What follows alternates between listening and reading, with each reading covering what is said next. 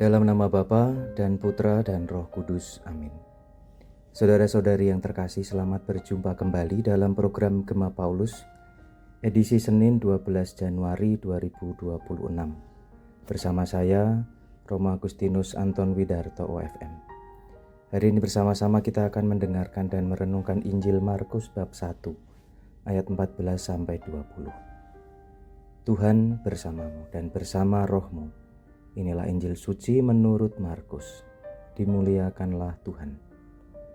Sesudah Yohanes Pembaptis ditangkap, datanglah Yesus ke Galilea memberitakan Injil.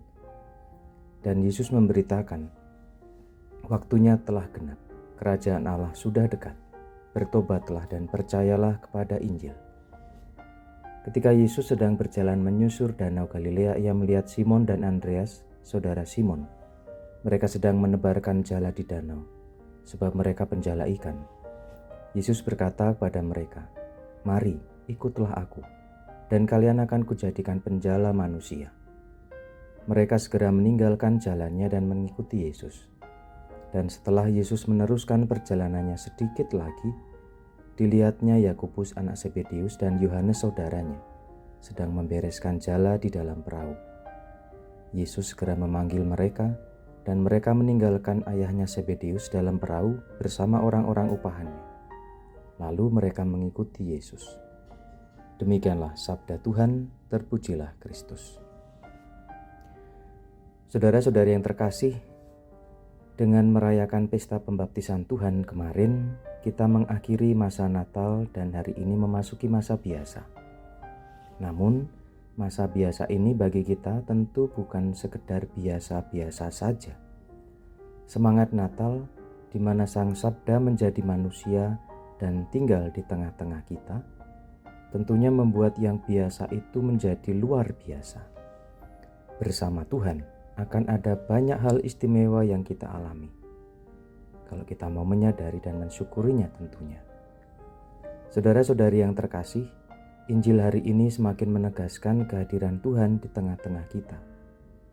Yesus mewartakan kerajaan Allah sudah dekat. Istilah kerajaan Allah bukan pertama-tama menunjuk pada suatu wilayah atau teritori, tetapi lebih pada pemerintahan. Dengan demikian, istilah kerajaan Allah mesti dipahami sebagai realitas atau situasi di mana Allah sendiri hadir dan memerintah atau merajai kita. Sementara itu, kata dekat setidaknya memiliki 3 arti: waktu, jarak, dan relasi. Itu berarti melalui sabdanya yang menjadi manusia dalam diri Yesus Kristus, Allah setiap saat secara temporal hadir dan berada di tengah-tengah kita.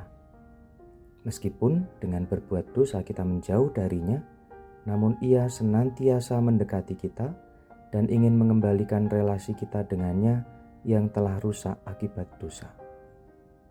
Oleh karena itu, konsekuensi yang dituntut agar kita dapat mengalami kedekatan dengan Allah itu adalah bertobat dan percaya. Namun, bertobat dan beriman itu merupakan proses terus-menerus, bukan sekali jadi. Untuk itu, Yesus memanggil kita agar mengikutinya. Mari, ikutlah aku. Hanya dengan mengikuti Yesus, kita akan terus-menerus mendapatkan rahmat yang menjadikan usaha pertobatan kita dapat berhasil dan membuat iman kita semakin kuat serta mendalam. Tuhan bersamamu dan bersama rohmu. Semoga saudara-saudari diberkati Allah yang Maha Kuasa, dalam nama Bapa dan Putra dan Roh Kudus. Amin.